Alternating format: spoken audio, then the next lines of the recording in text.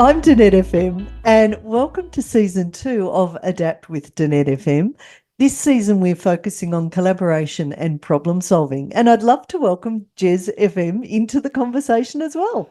Hello, everybody. Yes, I am the podcast producer of this show. Very exciting. And I'm also the son of Danette.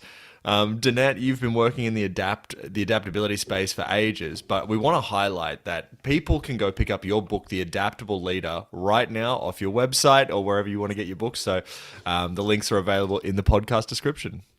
Awesome. Thanks, Jez. And very excited for this series because we've interviewed people from across the globe around collaboration and problem solving. And often what you find in an interview is they focus on one or the other, but sometimes they focus on both. So our first guest in this season is Lisa Carlin, and Lisa Carlin comes with a wealth of global experience, including working for big consulting firms such as Accenture and also McKinsey. And so what I love about that is she brings some of the rigor that she learned through those consulting firms into the conversation as well around problem solving. Absolutely. And Lisa Carlin is a big fan and a big friend of the Magical Learning podcast and has been on twice. So we'll link those episodes as well. Highly recommend if you love this chat, go check out the additional ones because Lisa is fantastic. She is. Yes. Now, I wanted just before we get into the full conversation, which Lisa really lays out beautifully, the topic is human-centered change. So did you have any sort of thoughts on just human-centered change before we dive in? What I love about this approach is that it recognizes that literally all change involves people. And so people will say, oh, I'm changing a system. And it's like, well, actually, you've got end users who are going to have to adapt to this change. So it's always focusing the change on the people, bringing the people along for the journey and making sure that they understand what's going on. So it's easier to implement and transform organisations depending on the change. So it's very much people focused. Absolutely. Well, I'm sure people are raring to listen to this episode. It's amazing. So I think we should probably just jump right into it. What do you think? Sounds awesome. Enjoy, All right, great. everyone.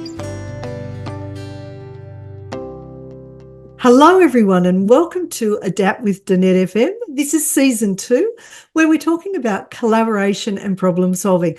And today I am super excited to have my dear friend Lisa Carlin on today's podcast to talk about this topic. Now, Lisa, people may not have met you before. You've been on the Magical Learning podcast, but not the Adapt with Danette FM.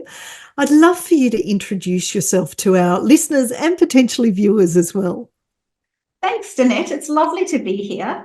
So hello, everyone that's listening. I specialise in accelerating strategic projects. So that's what I've done my whole career. I started off growing up in South Africa under the apartheid regime, and I think that's sort of influenced the work that I do and the way that I work because I guess the thing that sort of stood out to me growing up is just the unfairness of it all. And it's made me super aware of people that don't have a voice in the workplace. And so really trying to give a voice to people that don't have one and making things better. Just transformation is really, nothing worked growing up. Nothing worked well. And it's continued to be like that there. So I guess transforming and making things work better is a passion for me. So I started out in systems at Accenture in South Africa. I went over to the US, lived there for 2 years, worked for McKinsey, so doing some strategic consulting work, and then came to Australia and worked for a boutique change management organization. And I'm telling you a little bit about my background because when I talk to you about innovation, you'll see how that background actually influences the way I look at innovation and problem solving. It's influenced me quite a bit. So I've run over 50 of these sorts of transformation programs in different businesses, large and small, and have been on my own as an independent since 1999. And enjoy that and really work with leaders and program teams to mentor them so that they can accelerate what they're doing and accelerate their impact. I also run a membership called the Turbocharge membership, And that's a place where folks who really want to accelerate and fast track their strategic projects, they can come and get all the frameworks and tools to become future ready. And I've also got a newsletter. So that's 7,000 business leaders around the world are now signed up. So yeah, that's me. So good. And Lisa, I was thinking one of the stats I often quote comes from McKinsey around how many business transformations fail, and it's at least 70%. And so for people to learn better ways of doing this, it can only be like create better value in organizations and things like that. So super important what you're doing. And obviously people need to reach out and learn a bit more about you too. And we'll share those details towards the end of this podcast. But thank you so much for joining us today. And I'm going to start with our first question, which is, what have you seen or experienced that helps you with collaboration and or problem solving? Well, a big part of it is just having rigor to the problem-solving process. And that's why I mentioned that I'd worked at McKinsey, because I think they're superb at developing solutions to really complex problems. And I felt very privileged to be there to learn those sorts of techniques. And it's really a technique where you stand back and you ask a whole lot of questions, and then you break those questions down into smaller questions, and then that frames the analysis that you do.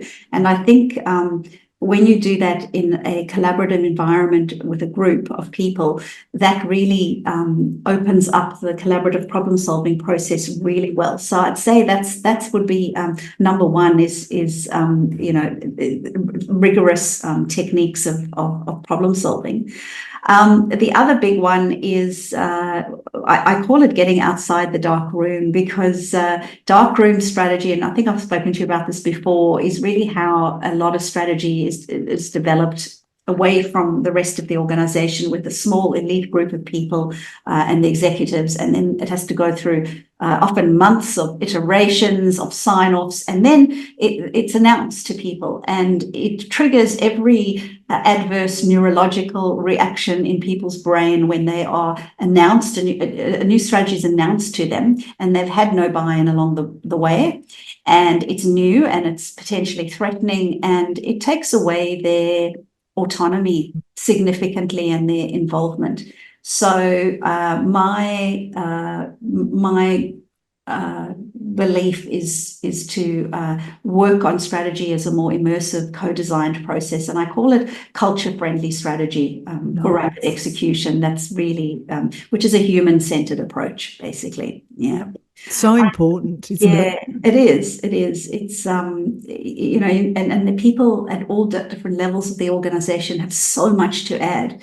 So and love being involved in things. So those are the two main things around collaboration and problem solving, Danette. And I'd probably add one more. And actually, you working in the learning space as you do, this will resonate with you, I think. I'm an extroverted thinker. So I think very well on my feet, and I think very poorly when I'm stuck on my own in a dark room, right? I love thinking aloud with other people and bouncing ideas off them, and them bouncing ideas off me. And so I think for people that are extroverted thinkers, collaborative problem solving is really helpful. People like me, who just need that stimulation of ideas to come up with others. Yes. So yeah. Oh, I love that. Yeah. And it is so true how we process differently. And if we can get all of those voices out in ways that work for them. And I love, the whole brainstorming, talking to people. I have a bit more of the introverted side, so I need to go away, think, digest, and then come and talk. Which is why I live on a farm in the middle of nowhere, which that environment works for me. So, and even having conversations like we are today on the podcast, that sparks ideas, straight away. And then after the podcast, I'll go and take a whole heap of notes of ideas that we've talked about. So that's why I love tech too. Fantastic. Well, actually, as an innovative, as an introverted thinker and problem solver, you would probably find reflecting on that and then coming and having an iterative set of workshops, if you like, or collaborative activities would work very well for somebody like you. For me, I'm actually, my brain will switch on during those conversations. Then I'll go away. I probably won't even think, and then I'll come back and it'll be back, immersed. So people do work in very different ways around problem solving, don't they? Yes. Yeah. And even this discussion now, some listeners are probably going, oh, that's my preference over, maybe it's not my whole team's preference. And even that awareness, I think, because until people are aware there's different ways of approaching things, they tend to lead with what works for them, which might mean they're not capturing all those voices. That's really true. And so for those folks, I just remind them that extroverted and introverted thinkers, I'm talking about the Myers-Briggs kind of how do you process information, where do you get your energy, rather than the typical definition of an extrovert and an introvert. Being, an extrovert being, I want to say everything that's on my mind and be out there and making a bit of a noise, and the introvert being quiet. I don't mean those styles of introverts and extroverts. And I love that you even clarified that, because when I'm thinking of problem solving and collaboration, sometimes we'll use terms like we just did there, introverted, extroverted, where if we don't define them, people may have different versions of what that means to them in say a workshop that we're running, and then there's confusion. So someone's talking introvert and they're meaning this way, and another person's talking introvert and it's slightly different definition. And then when we go to collaborate, maybe we're not on the same page. Exactly. Exactly. Actually, Myers-Briggs is really useful for that. It really is. It's a useful tool, just just a quick tool to be able to say, oh, this person I'm working with is I'll say myself, I'm an ENTJ, and and that will mean nothing to some people listening to this, and to those who know the model will totally just understand how they would need to, if they're working with me, they totally get it, that I like, to think aloud. I like big picture. I will think through things rather than logically, and I like some closure around what I do. And they've got all those dimensions, and they just understand it, and they can work really well with me or influence me to do things very easily. I love it. All right, let's go to the next question. I'm loving this conversation already. I'd love for you to share an example of whether it's poor collaboration and or problem solving, and I suppose pull that apart a little bit, what you think the causes were, but also particularly when it's not done well, what are the types of impacts that we tend to see? Right. So that's interesting, because the biggest trap people can fall into is actually solving the wrong problem and defining the problem poorly.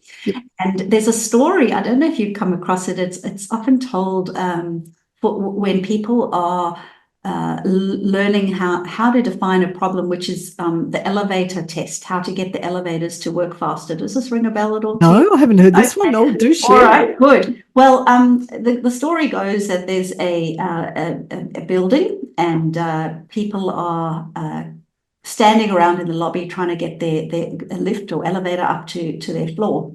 And they're complaining because it just seems to take so long, and there's always people milling around downstairs and complaining about it. So the company that owns the building decided that they'll go get some engineers in to have a look at running the lifts faster, and they optimized the lifts after spending a lot of money on the mechanics, and people still carried on complaining.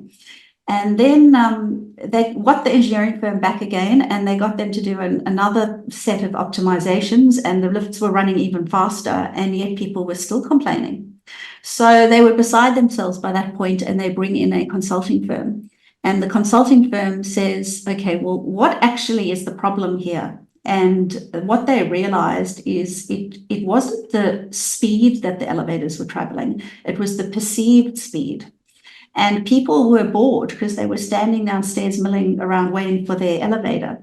So their solution was really quite cheap compared to, so the engineering solutions had cost hundreds of thousands of dollars, and the consulting firm's solution was a few $100s, and they put some mirrors in the lobby. Ah, clever. Right. And people had something to do while they were waiting, and they stopped complaining. So I love the story because That's great. it just it makes you wonder when you solve problems, what is it that you're actually solving for, and not Yes. putting too many assumptions in there, and really asking the right questions. So a lot of it goes back to a rigorous problem solving approach, where you start by asking some very broad, open-ended questions about, well, what's actually going on around here. So, that's one example of initially being, very poor problem solving and just jumping into solution mode too quickly. The design thinking have a lovely shape around what they teach, which is called a double diamond shape. Nice. And what it does in the beginning is you open up your decision making and make it divergent before you converge on something too quickly. So really open-ended, divergent problem solving. It's like back to brainstorming 101. Don't rule anything out initially. Don't say, oh, that's a rubbish idea to your colleague that you're collaborating with, because you never know that it could be just that one person in the room that's seeing things differently, and you might just have this whole other amazing solution there. Can I would you like another example? Of course. Love this conversation. There's one where I was asked, so I mentor different executives in usually in the tech industry, and they are partly almost like a outsourced strategist and or a transformation officer, so kind of helping them think through strategy and execution. And they had asked me, they needed to downsize, this was a couple of years ago, and I just think it's an interesting one. They asked me how they could downsize their sales team by about 10 people, because there was too many salespeople for this particular business. And I started talking through with them, and I realized that they'd actually asked me the wrong question in the mentoring session. So you're nodding because you're also mentoring people, aren't you? Yes. Yeah. What sort of mentoring do you do, Danette? A lot with family business owners. So often second, third generation who are trying to navigate not only family, but also running businesses together. And they're big global businesses, so there's lots of money involved as well. So, just even the whole idea of asking better questions or asking the right question is super important, because otherwise you go down a rabbit hole you don't need to. So I'd love to hear more about yours. Tell me more about this. Well, that's interesting, because that's your background, I suppose, in financial accounting background would help you hugely for that.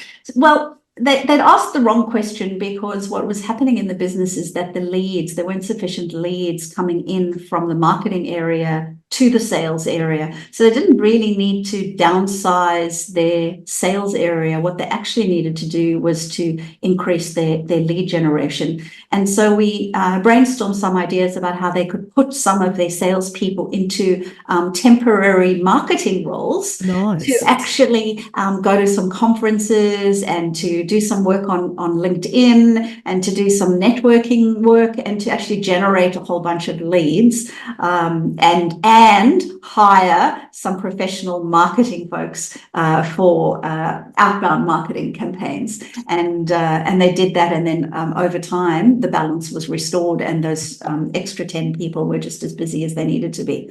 So because some people can take a long time. Companies hire and think about hiring and firing too quickly, and it takes a long time once you've hired somebody to get them up to speed properly so they can contribute to your business. And salespeople, particularly, once they understand your business, some of those folks you want to keep for a while. You don't want to lose them and have to start from scratch. So what could have been a very expensive decision turned out to be the right one, to keep the sales folks, redeploy them for a while, and then hire someone in marketing. But the question was not in the scope of the question. Yes. Yeah. Lucky they had you on the team then to be able to go, let's actually look at whether this is the problem we should be solving or not. Yeah, well, that's why I love that sort of thing. So I guess my advice with folks would be to always take a step back Nice. when you're problem solving, and look at the broader context about what's going on. And it was that company, with the elevator that owned the building, what was actually going on there? Well, it wasn't the lift speed, it was the people that were standing there bored, Yes. Yeah.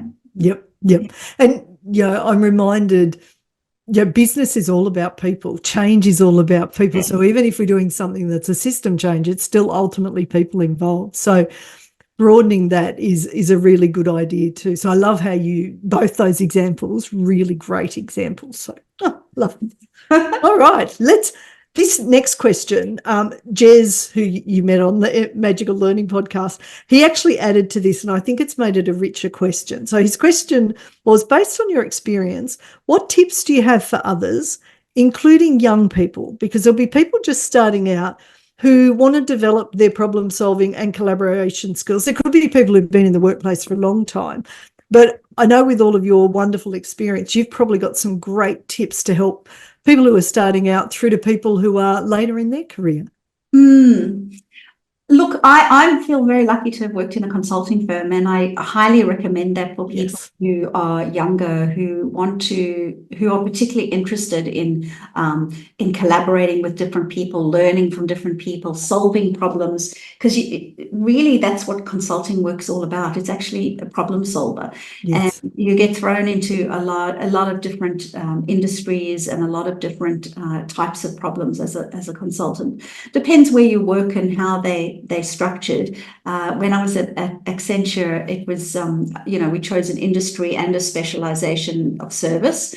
And so at McKinsey, it was broader. We could work across different industries. At the time I was there, and working on a variety of projects. So it depends on what people are interested in. But I would highly encourage that early in their career, particularly. It's quite a number of people join later in their careers too, where they have deep industry expertise or particular functional expertise that they can contribute, and they will also find it interesting because what they've learned over the years through their experiences, they will then learn some frameworks to use to apply to those same problems in a more structured way.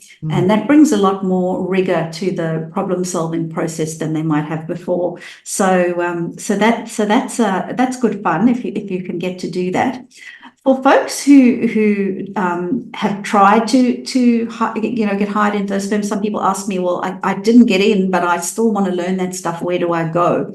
And there's a few things. So sometimes when you're working with some of the bigger consulting firms, they do offer some training to some of their clients. So that's possible. That's really why I started the membership, to make it, so the turbocharged membership that I've got is available broadly to folks who've got some experience in working in business and projects, and who want to ramp up their impact on those projects and learn more about the change management and culture of the business, so that they can really implement those projects, those strategic projects, really effectively. And so I teach all those, the problem solving skills, the rigor. How do you develop a framework? How do you apply a framework to your problem? And that's, frameworks can be a very structured problem solving approach. And I teach this to people. Business people love it because it helps them. Like if they're developing a presentation or solving a problem or scoping a project, it helps them do it so much faster, and also present it to their stakeholders in a much better format. So the whole membership is based on editable PowerPoint playbooks that I give people on different topics. And you can then take the 1 pages of the PowerPoints, click, and all the branding of the Future Builders branding, turbocharged branding is taken off. They add their own branding and it's theirs. They can take the pages and use them. And executives tend to think in 1 page, big picture. Yes. So it's already, when you start and you have a page that's not filled in with a template or a scaffold or a framework, it gives you a more rigorous way to think through what you're doing, and faster. and more effective. So that's what people get when they join Love the that. membership, and it's an easier way, I think, that hub, which is an online digital hub that they get of all these tools immediately when they join. I think that and the live sessions that teach people how to use these, plus the recorded ones, are helpful. Yeah, I think they're great. And I was thinking, they're getting all of that experience you've had with those big firms, global experience. So rather than having to reinvent the wheel and take such a long period of time, to be mentored by you basically is such a great way, particularly in this market where people are looking for, show me how you can actually help value add. And they've got something that's had all of that experience behind it. I think it's a great product. So well done. Well, I know you put a lot of effort into thanks, it. So. Danette. I can read you something I've got. You might. I'd love that. Yeah. From a comment from one of our chartered accountants. Nice. So she's working on finance projects, and so she's a typical person, right, that you would have in the membership. I've got a number of finance and IT people. So they want to learn how to be better at their projects, but they don't want to do a project management or change management course because they're not a project. They don't do it full time. They do it as part of their business as usual. So she said the biggest learning from the Turbocharge membership is stakeholder management and consultation. I'm in finance and I can see the end result, how good it will be. But now I realize how I need to get the buy-in for that project along the way. Yes. So the biggest thing for me is putting on the hat of the people that this is going to affect and really getting them on the journey with me. I didn't know what I didn't know until I started doing this. So it's so many people who are working on projects and they're technical experts and they never taught how to do this properly. So it just opens up another whole world. Yep. And, I love that bit that she said about the stakeholders, because the amount of things I've been on the other, like receiving end, where someone's gone, we've got this great idea, blah, blah, blah, blah, and then they come back and go, we can't do it because we didn't talk to the main stakeholder. It's like, how could you not know that? But if you're sitting in a role where you've not really had to think about the multiple stakeholders and the influence and the impact they can have if they don't have that buy-in, super, super important. And, from that McKinsey, 70% of transformations fail. And I've heard for IT projects, it's up at 95%.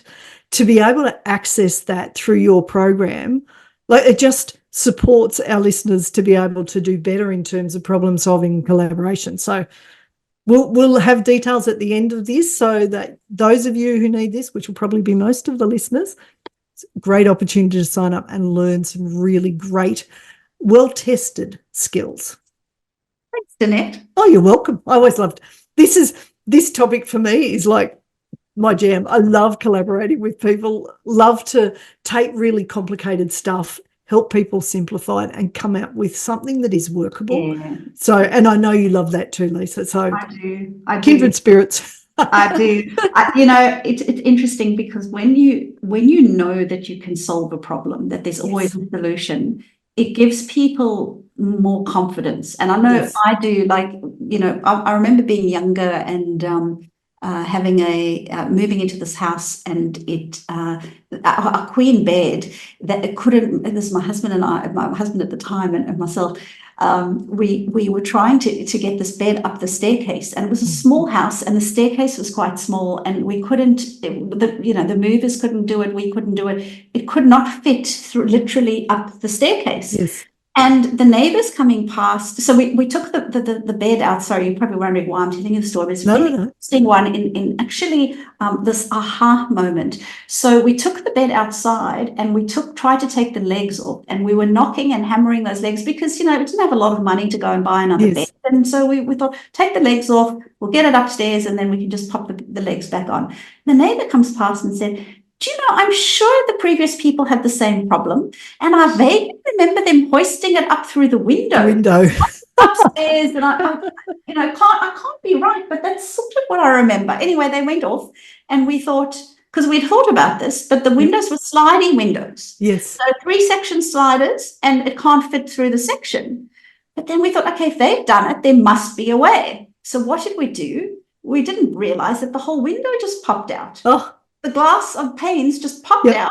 How We wonderful. hosted it over and it was all sorted. But we didn't know that there was a solution. Yep. And so we stopped short of solving the problem. How do we get it through a window? Because we Yes. thought that was impossible. But once we knew it was possible, Yep. we figured out how to do that. Yes. So, Love that. you know, wouldn't it be amazing at work if we see all these dead ends and impossible solutions, you know, and like I said to one bloke not so long ago who was trying to get his transformation over the line, and he just could not get the business case approved. And there was a solution, right? And once he knew there was a solution and he could find the way in to Yes. those folks who were very change averse, Yep. once he understood the culture, everything comes from that. And then he Yes. could get it over the line. So Oh, what a sometimes you great- just need to know that. You need Yes. it's possible. Yeah. I love that. And yeah, work with enough people, there is always a solution. It's just that ability to be able to collaborate with them and listen. So I love that. All right. Now, I'm really curious. What's your favourite example of problem solving and collaboration, and why? Oh, okay. Well, the one I'd love to talk to you about is we called it the PIT team, Process Improvement Team. And Nice. I came across an organization where they had implemented a ERP system, and they hadn't scoped it out very well. And they hadn't got enough of the users involved in the scoping. So when they implemented it, their invoices that went out were incorrect. And all their Gotcha. customers just stopped paying. They refused to pay because their invoices were wrong. And there wasn't just one wrong thing, there were a few wrong things. And so by the time they called me in to help them figure out what was going on and try and help them put the project back on track, they had hired heaps of different project managers and IT people, and they were all running in circles, some of them trying to fix the problem and issue correct invoices, some of them trying to fix the root cause, and they were all scrambling over themselves.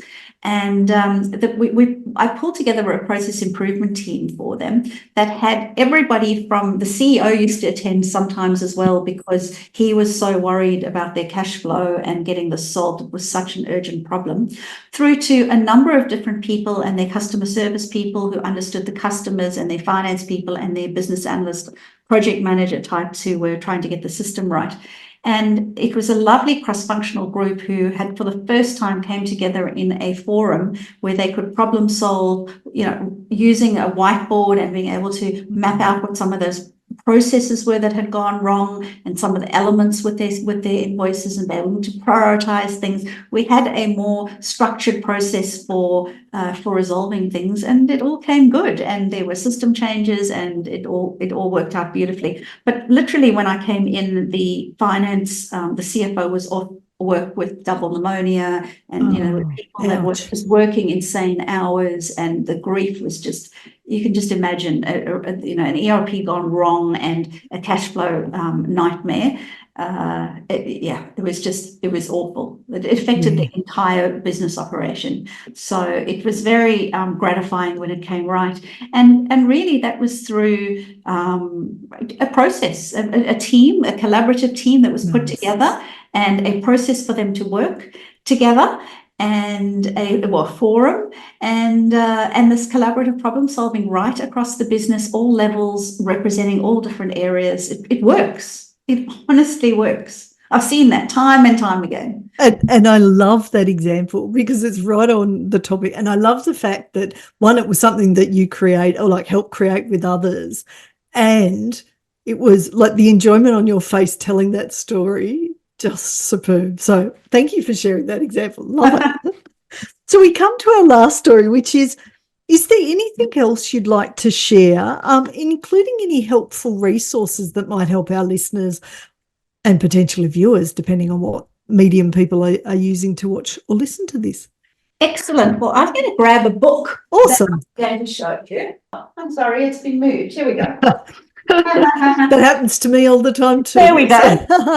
So this is a great book nice. by Rob McLean and Charles Conn, called Bulletproof Problem Solving, and they've just written another book now as well. So Rob used to head up the Australian office of McKinsey, Nice. And Charles is a colleague of his with amazing experience. And that's the overview of the McKinsey 7-step problem-solving process. Yep. Also, people are more than welcome to join my membership, or if you would like to come along to a free session and see what it's all about as well, Nice. that's absolutely possible. We run 2 Zoom sessions every month. One is a masterclass on a particular topic of interest to folks that are running strategic projects.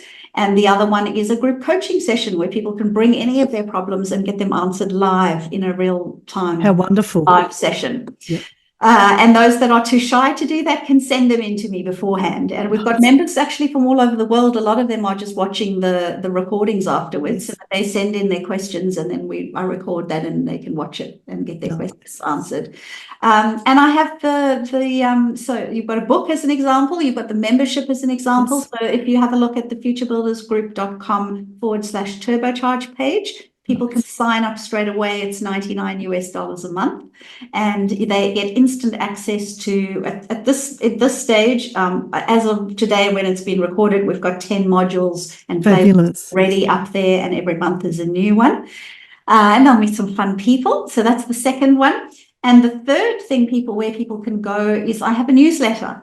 Nice. And the newsletter is also, it comes out every month. I've got every week, I've got folks from all over sending me questions that I answer in the newsletters, or problems that I've come across with clients, real life problems that I will give as a sanitized, to protect the innocent.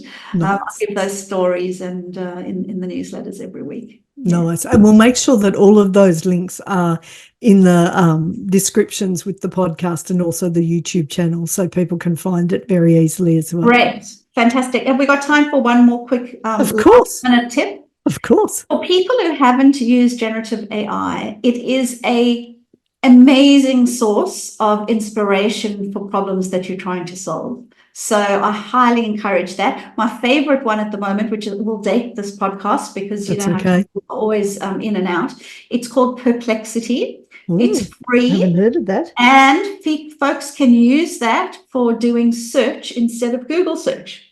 Nice. What it will do that's different is you can put your question in plain English. You can make it a few sentences long, being really specific about what you want, and it will go out there, search all the different websites that are relevant, give you an integrated plain English answer and the sources of where they've taken the information from. Oh, how wonderful. Wow. I will, straight after this, have a look at that.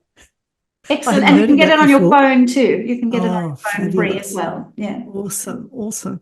Well, this has been such a good conversation, and I can't wait to share your information with our listeners and our viewers, because you've got some great background, but also just your love of what you do and the impact when we get strategic projects right.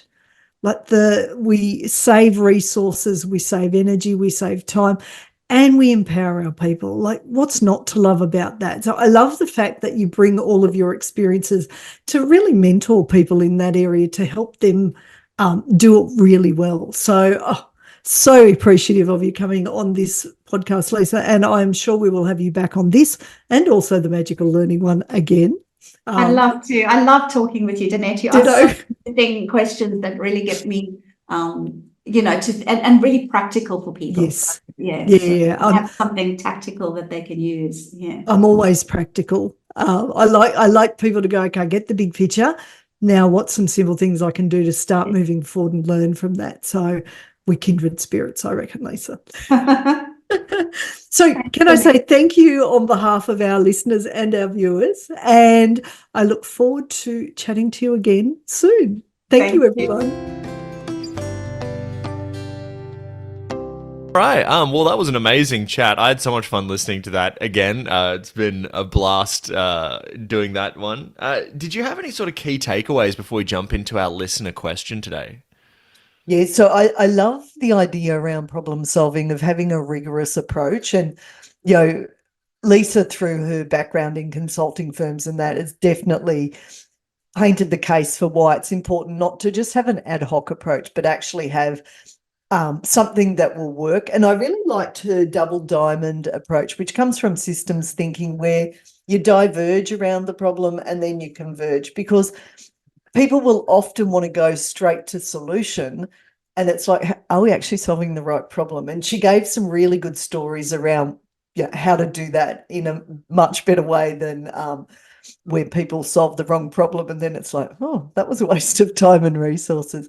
The other thing I loved is just how she brought that human-centered design into it. So bringing people along for the journey, recognizing that some people are more introverted, some people are more extroverted, and how you bring them into the journey so they don't feel excluded. So I love that inclusion thing, and really that ability to be able to step back and make sure that we understand the context. We're looking at the right problem rather than solving for the wrong thing. So I loved all of it. So many good stories in there as well, and great examples. Absolutely. I mean, for me, I think one of the big takeaways that I've actually used since I listened to that originally, the original audio file that has been edited and now lovely presented before this section, was the idea of, if you know that there's a solution to a problem, it makes it easier to complete the problem. Just simply knowing that fact gives you the momentum to continue through a problem that you may otherwise give up on. I've been trying to hack my brain a little bit and use that and just say, there is a solution here. I know it. I just have to find it, and it does make some problems a little easier. So I thought that was a really good takeaway from Lisa. All right, well, fantastic. Well, as always with the Adapt podcast, we have a listener question. So this is a question that we're going to throw to you that's got to do with the theme of the season. And we should say that the first season was just about adaptability. So if people want to go learn a little bit more about adaptability, go check out season 1. I mean, you're going to learn about it in this series as well, but that specifically highlighted it. So this was a question from Peter, okay? Nice. And Peter said, recently after a feedback meeting at my job, I was told that I don't work well with other people. And then he's put in brackets, which is completely true, since I'd rather do everything on my own than ask for help. Personally and professionally, I just hate depending on others, close brackets. Yeah. So I think it's time that I change that mindset and become more of a team player. I'm currently working as a programmer and an IT manager. I manage a small team of around 10 people. I'm not much of a team player or a boss. I find myself getting overwhelmed with work I could just ask one of my colleagues to do. I often avoid confrontation and making mistakes as much as I can, even if I have to delay some projects I'm working on. I avoid confrontation because it's just not worth the hassle and stress. This brought me some health scares recently, which is why I want to become better at this. How can I become a better team player? And first of all, Peter, thanks for sending that one in. But yeah, Danette, did you have any thoughts on that one? Yeah, and we often, even just Peter's language about, I'm not good at this, I don't do this, noticing our language, because these are skills we can learn. So the lovely thing about collaboration and problem solving, and why we picked it as a theme this season, was because we can start at a really low base and get better. So they are skills that we can learn. Part of a problem I see many, many times, and it's quite natural, and so Peter or any listener or viewer that's listening to this can go, okay, I'm not alone in this, is often we're brought up to be really high performers. And so there's a bit of perfectionism in quite a few of us. And what that means is the story in our head is, well, only I can do it as good as I can do it. Others aren't as good. And so it stops people from delegating, which is a really important function once we start looking after people as part of our remit. And just because we're technically good doesn't mean we've learnt the skills to work with others, and we can learn those skills. So I'd say, Peter, you're where a lot of managers of new people are at, and that's okay. So firstly, notice where you tell yourself you're not good at things and go, you know what, I'm not good at it yet. And I love that word. It comes from Carol Dweck, and she has a TED talk around fixed versus growth mindset. And it really is a good thing, because we all have to start somewhere. So you haven't quite got it yet. The other thing is, when we work with others, we often, as a new leader or a new manager, have this message in our head that we have to be really good at everything. And actually that makes us quite unapproachable as a manager or a leader. It is much better, and we are all hardwired, that if someone asks us for help, so if the manager or the leader comes and says, I actually need your help, team, because I'm not that confident in this area, or I haven't learnt this before, I haven't done this before. We are hardwired. If someone asks for help, we're all like, yeah, well, absolutely help. Now, it doesn't make you look weak. It actually makes you look humble and courageous. And we love those particular elements in our leaders and our managers. The other thing is, I love conflict is difficult. So our body is designed to avoid it. So it's not unusual when we don't want to have hard conversations. The thing is, when we do them well, and again, it's a skill we can learn, on the other side, there's better understanding and better relationships. So part of it is pausing and thinking about, well, what is the message I need to get across? And can I practice it with someone, maybe a coach, maybe a fellow leader or fellow manager, to start to learn about what's the best way. And it's really important to create space so you don't rush into one of those conversations, because otherwise you'll be stressed and it's really hard to communicate well if your brain's a bit at the time. So there's some of my suggestions, Jess. Interested in yours too. Yeah, I mean, I think they're all really good suggestions there, Danette. Very helpful. I think the only thing that I think is good for Peter is that he knows that he's strong in some areas and he knows that he's weak in others. And I think that all you can do is, if you can recognize that and give yourself some grace, understanding that this is not a strength, I'm going to get it wrong. But as long as I'm willing to accept that I know I'm not good at it, I can apologize and say, hey, sorry, I'm just kind of new to this part of this job. Then I think that that's really the key part. I think he's kind of setting himself up in a really good way. And he sounds like he's at a sort of low base, but I agree with your language, when people say that I'm not something or something, I remember listening to actually one of Osher Gunsberg's podcasts recently with someone. And he was talking, and actually the person was saying that they've never met a 7-year-old that says they can't draw. Yeah. It's really something that as we get older, we tell ourselves we don't have that ability. But we are probably a better drawer than a 7-year-old, but they would never think that about themselves. So we can always grow. Yes. Love that. Well, I mean, what a great first episode of season 2. This has been so fun. I hope that you have all enjoyed it. We have so many good episodes. We've got people from all over the world, as you said. And next week we're going to be talking to Dr. Mike Smith, who used to work in the US Air Force. He commanded the Thunderbirds, which did flying shows all over the world.